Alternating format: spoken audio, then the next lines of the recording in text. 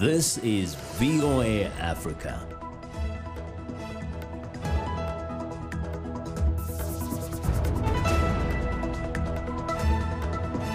Good evening. I'm Esther Githui-Ewart. It's Thursday, March 12th. This is Africa 54. U.S. President Donald Trump suspends travel from Europe amid the coronavirus scare. How a mental health practitioner is helping Somalis overcome years of political and religious turmoil. And on the continent, women entrepreneurs struggle to connect and thrive. What can be done to help them achieve their potential?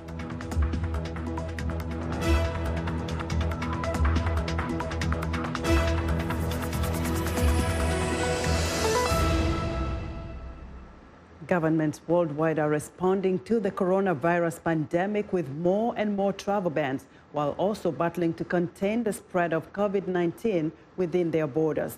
The latest data from the World Health Organization on Thursday put the total number of confirmed coronavirus cases over 124,000, while 4,600 deaths. Meanwhile, U.S. President Donald Trump Wednesday night announced a 30-day ban on travel from Europe because of the virus. Here's VOA's White House correspondent, Patsy Widakuswara. With more than 1,000 cases and at least 32 deaths in the United States, U.S. President Donald Trump on Wednesday announced an unprecedented response to the coronavirus. We will be suspending all travel from Europe to the United States for the next 30 days. The new rules will go into effect Friday at midnight. The Europe travel ban does not apply to Britain. Trump is also instructing the Small Business Administration, a U.S. government agency, to provide loans to businesses affected by the virus. He wants Congress to increase funding for the lending program by an additional $50 billion. He instructed the Treasury Department to defer tax payments for certain individuals and businesses and advised nursing homes for the elderly to suspend all medically unnecessary visits. Finally, I am calling on Congress to provide Americans with immediate payroll tax relief.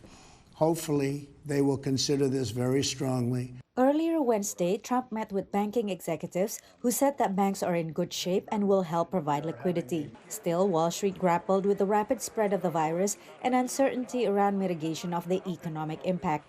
The Dow Jones Industrial Average dropped deeper into bear market territory and closed down almost 6% Wednesday. I think we'll still be on a roller coaster ride in terms of the market. Somewhere along the line, we'll come to some sort of capitulation, but I think the market will be subject to the headline news of the coronavirus. Meanwhile, the World Health Organization officially declared the outbreak a pandemic. We're deeply concerned both by the alarming levels of spread and severity and by the alarming levels of inaction. We have therefore made the assessment that COVID-19 can be characterized as a pandemic. The White House is working with Republican congressional leaders on a stimulus package that could amount to hundreds of billions of dollars. House Democrats will put forward their own legislation Thursday. Patsy Widakuswara, VOA News at the White House.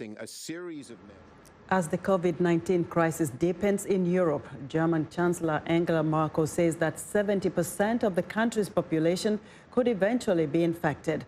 In Britain, a health minister was diagnosed with the virus as the total number of cases jumped to over 450, the biggest single daily rise. Meanwhile, Italy remains the worst affected European country. Henry Ridgewell has more from London. Italy's outbreak began less than 3 weeks ago.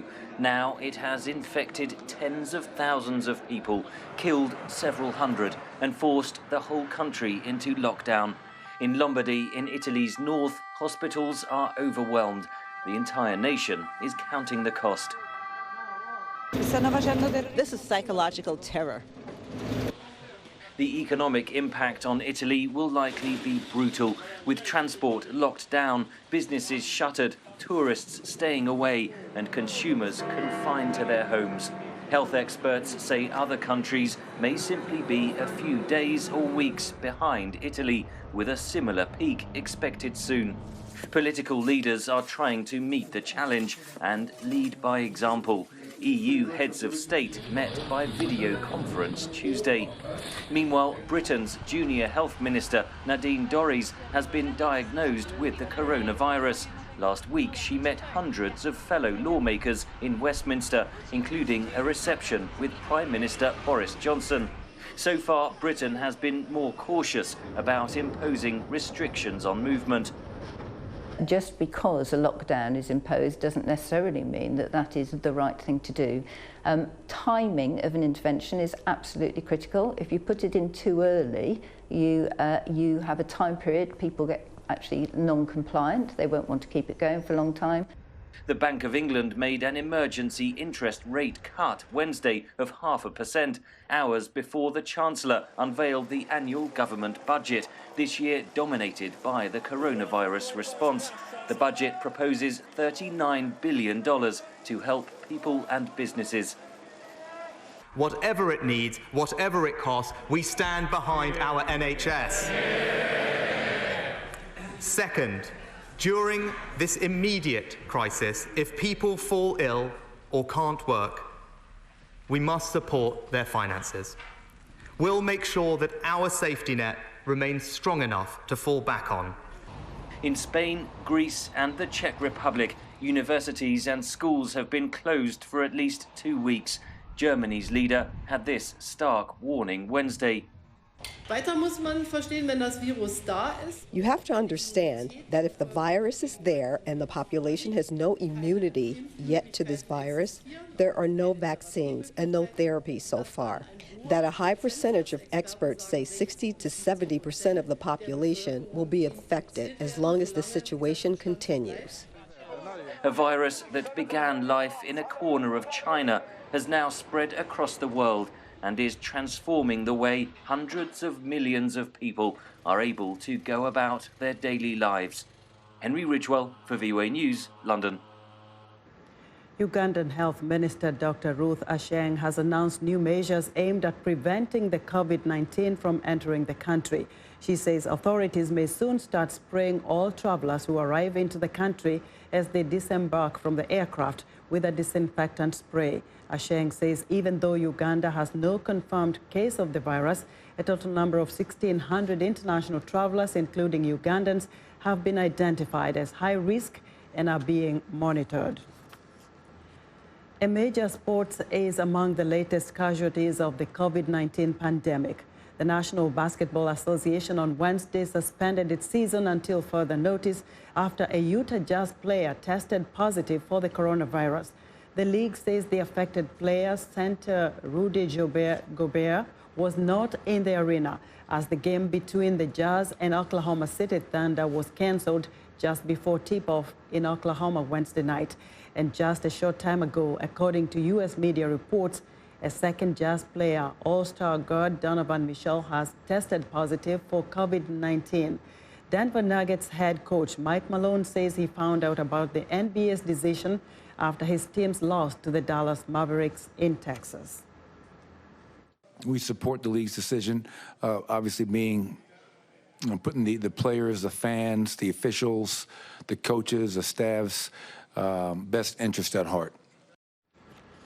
The NBA says it will use this hiatus to determine next steps for moving forward in regard to the coronavirus pandemic. The pandemic has also led to the cancellation of the figure skating World Championships, and at the moment, the NCAA College Basketball Championship tournament is scheduled to take place without fans in the arenas. In Japan, Tokyo governor on Thursday said canceling the Summer Olympic Games does not appear to be an option, despite growing concerns over the spread of the new coronavirus. There are many opinions out there, but I believe cancellation is impossible. Organizers and the International Olympic Committee have repeatedly said the Games will open on July 24th as planned, with the Paralympics opening on August 25th. U.S. stocks opened sharply lower Thursday as global investors worry over the coronavirus outbreak and its economic fallout. trading was briefly halted after the Dow Jones Industrial Average was more than 7% lower at the open, while the Standard & Poor's 500 index and the Nasdaq Composite Index were down more than 6%. Japan's Nikkei index dipped more than 5% in the afternoon trading, while Hong Kong's Hang Seng index was down 3.7% and China's Shanghai Composite Index lost 1.5%. Australian market plunged more than 7% Thursday. European markets were also hit hard in the early trading, with those in Britain, France and Germany down 6%. Less demand for travel because of COVID-19 is also driving down world oil prices. Airline stocks and cruise ship lines have also been taking a beating. The Asian markets are doing poorly today due to two main reasons. The first one would be the overall weakness from Wall Street last night had already made investors nervous this morning. And also Donald Trump announced that, a lockdown from the EU countries to US had caused another chaos in the markets, that a lot of businesses might be shut down, or the logistic part would be a big problem for the economic activities. Now, fears are growing that disruptions from the COVID-19 pandemic will suppress U.S. economic growth and send the country into a recession. Economists warn the more the virus spreads, the greater the economic impact and the longer it may take to recover. Here's VOA's Brian Padden. In the United States, there is increasing concern over the economic disruptions caused by the coronavirus, now classified as a pandemic. We would expect that this is going to potentially be a weak economic period for the United States. We will not see the growth that we had projected. The travel industry has already been devastated by coronavirus outbreaks on cruise ships and by widespread air travel cancellations. Advisories against public gatherings have prompted the cancellation of conferences, music festivals, and sporting events, and has left restaurants and theaters struggling to survive. Partial closure of factories in China that make automobile parts are raising concerns that American car makers will have to cut production. Financial markets have reacted with fear and extreme volatility, with stock values and oil prices plummeting. President Trump has downplayed the risk the coronavirus poses to Americans' health and their finances. Well, this was unexpected.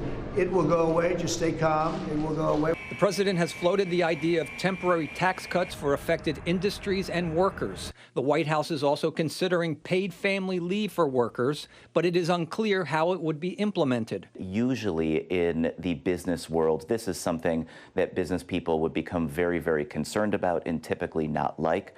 But I think right now we're facing a public health crisis. Passing new spending measures will require support from Democrats in Congress who want extra funding for medical testing and care, expanded unemployment insurance, and increased spending on social safety net programs. It will add to the federal deficit in the short term, but that's important if it means protecting the safety and security of the American public and restoring the economic confidence needed to go forward. Decisive measures are needed soon, say analysts, to provide immediate relief to those affected and to hasten an economic recovery after the outbreak ends. Brian Padden, VOA News, Washington. We're excited to hear what you think about Africa 54. Join the discussion on Facebook. The address is Africa 54. We're also streaming our broadcast live on Facebook. Please watch and share our show with your friends. Also check out our headlines 24/7 on voaafrica.com. Still to come, helping women entrepreneurs on the continent achieve business dreams. We'll be back.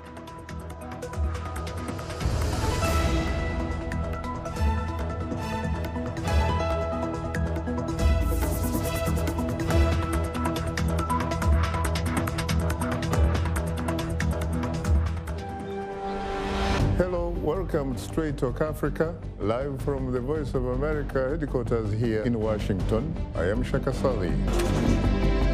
Straight Talk Africa, we call it like it is.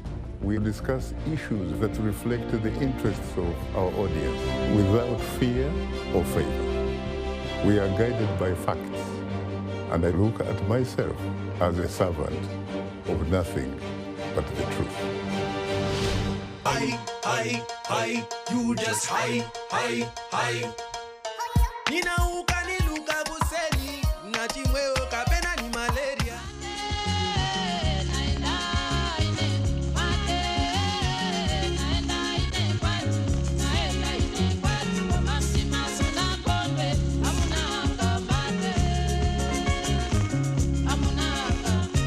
Let me love you when you come my way.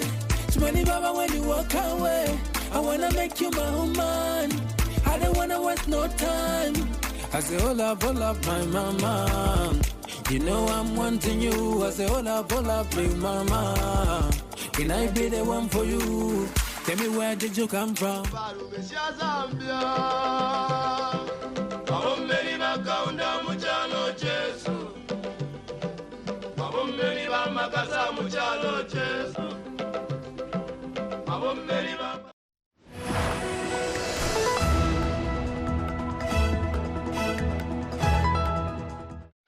I'm Clara Frank, and here's what's trending.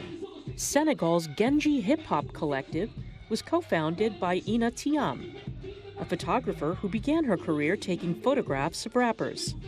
Today, Thiam is also a film director shooting music videos. About 70 women make up the collective, which started as a WhatsApp group designed to get female rappers and artists to meet each other and share experiences. The group now includes DJs, slammers, sound engineers, graffiti artists, and even an urban music orchestra conductor. They're working on producing their first group album of women by women and regularly help each other achieve their goals. At the heart of the collective is sharing women's experiences openly in a country where gender equality lags behind. Next up, a 25-year-old entrepreneur in the Indonesian city of Bandung has come up with a cost-effective way to promote sustainability: skin taken from the feet of chickens. His idea was sparked by concern over the use of exotic skins such as crocodile and snake skin for various products which he felt threatened animal populations and the environment. It takes 45 chicken feet to make a pair of shoes, which are priced between $35 and $140. His main suppliers are fast food restaurants and markets. And finally, what do robots and octopuses have in common? Harvard scientists have taken inspiration from under the sea and designed a robotic arm based on octopus tentacles, and with good reason. Octopus arms can untie knots, open child-proof bottles, and wrap around prey of any shape or size. This octopus-inspired soft robotic arm can grip, move, and manipulate a wide range of objects. The researchers studied the tapering angle of real octopus arms and quantifying which design would work best for the soft robot. The team hopes this research doesn't just mean a bright future for soft robotics, but it will also contribute to our understanding of octopus species. And that's what's trending today. After nearly 3 decades of war, many Somalis carry invisible scars from exposure to violence. Rauda Abdullahi Olad is a psychotherapist and founder of Mandik Mental Health Without Borders. After practicing in the U.S., she returned to Somalia with the intention of offering clinical services, but she quickly realized the need was far greater. Olad spoke about her situation to VOA's Salem Solomon. First, when I went back to Somalia, what I had in mind is the clinical need for people with mental illness and the stigma that comes with. But when I went on the ground, I realized there is a broader need to address the mental health challenges in Somalia, because as you know, Somalia have experienced years of decades of war, drought, displacement, and now still is experiencing terror attack daily. How that affects people is not how that we can address only clinical approach. So what I came up with when I went back to Somalia, that mental health should be an integral component of state building and political stability. And it was kind of crazy idea to introduce that concept as a psychotherapist, because a country that even lacks the basic mental health needs, like hospitals or clinicals that have a qualified psychiatric doctors or psychologists. And the whole concept of psychotherapy was new to the country. People will ask me like how talk therapy works. So it was challenges that I face, but most of my work relates to how I can tell the international community and people who work on the humanitarian sector and development and Somali government to understand this is a nation that needs a healing. This is a nation that has experienced more than what a human mental capacity can take. Can you tell me a little bit about the stigma? What does stigma look like culturally speaking in Somalia for people who are suffering from mental illness? The stigma, people, like when I was very young, when people with mental health, when they come out and they are on the street, people used to make fun of them and call them Ninkawalan, a crazy person. And also family members have to join the person with a mental disorder because there's no enough hospitals or clinicals or qualified people who can address. That is now is improving. That's not the case, but still those practices still exist because nothing to blame with the families.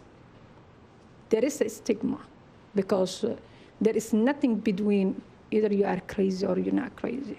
You are insane or you're not.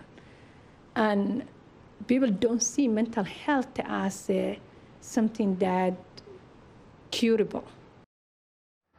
That was Rauda Abdullahi Olad speaking to VOA Salem Solomon.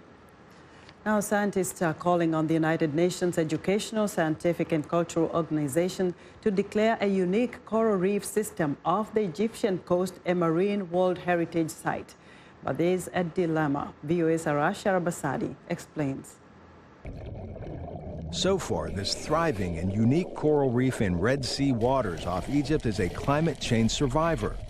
While warmer waters bleach reefs everywhere, the ecosystem in the Gulf of Aqaba stands strong and may hold the key to receding other reefs if it can survive the crowds of tourists. Obviously, we're in a tourist town, so it's very important with this influx of humans to keep awareness high. And you know, most of the town relies on the dive industry. Amy Johnson co-founded the citizen science venture Project ASRAC. The Marine Conservation Group educates local communities on how to protect coral reef ecosystems. Basically, we collect data on fish, invertebrates, coral and coral diseases.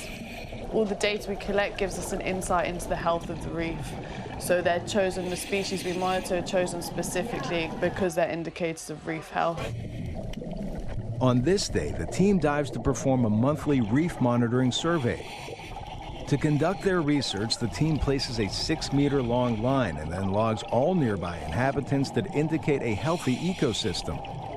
Project ASRAC co-founder Noor El-Sawi. One of the things we look for are damselfish. They are very small and reef-associated, which means they live in close proximity to the coral reef. They eat the algae. They are farmers. They make sure corals are clean, can breathe, and are not suffocating from algal growth. Tourism draws divers to this coral reef, which forms the backbone of the economy in Dahab. But the industry also adds to the junk piling up on the ocean floor. Team Project ASRAC has a Dive Against Debris initiative where they collect and sort underwater trash, which they then enter into a database that tells them which items cause the most damage in their area. Arash Arabasadi, VOA News, Washington.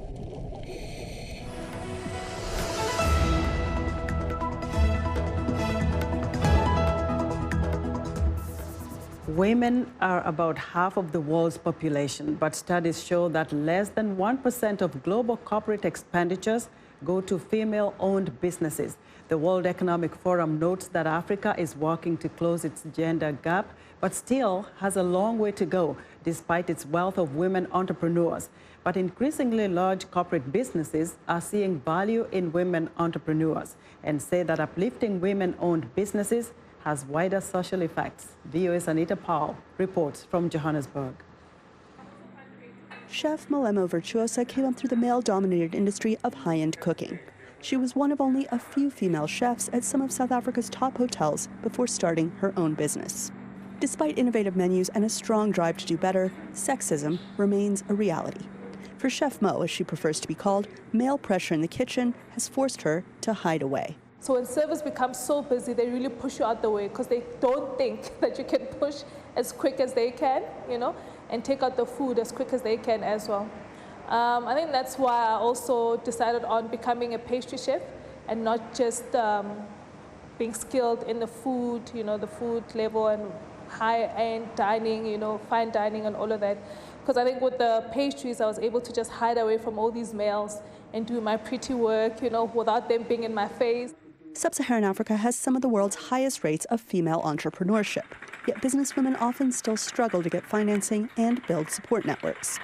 The nonprofit Reconnect International is helping to address this by linking women-owned businesses to qualified buyers and running educational seminars for women entrepreneurs. We need women and men to be in our value chains. We need them to step up and deliver solutions to the problems that we all faced. And women are uniquely qualified because of their life experience to provide solutions that right now we don't have access to. So it's in everyone's interest that men and women have an equal opportunity to deliver solutions to all of us. And women entrepreneurs often find solutions that have long been ignored by their male counterparts. Belukaza & Kala's company designs workwear for women engineers, miners, and factory workers.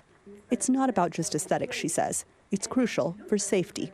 Everything about the workwear tends to be oversized because we're trying to compensate for one part of our body or another. So it's important that from a safety element, it has to fit properly to be able to be in an environment. For example, in mining, you can't be caught onto something and something could happen, which could obviously be a safety issue or something hazardous that could happen at work. For Chef Mo, investing in women is just good business sense. We're able to run households. I mean, honestly speaking, you get home and you make sure that there's dinner cooked at a certain time. You make sure that the kids are well fed, the kids are bathed, they're sleeping and whatnot. If I'm able to manage a household after a full day of work, how can you now exclude me from a business? But she doesn't want your business just because she's a woman. Instead, she says, for proof of her virtuosity, look no further than her pizza. Anita Powell, VOA News, Johannesburg. And that's our show for today. Be sure to watch Africa 54 on our website at voaafrica.com. From all of us here in Washington, have a good evening.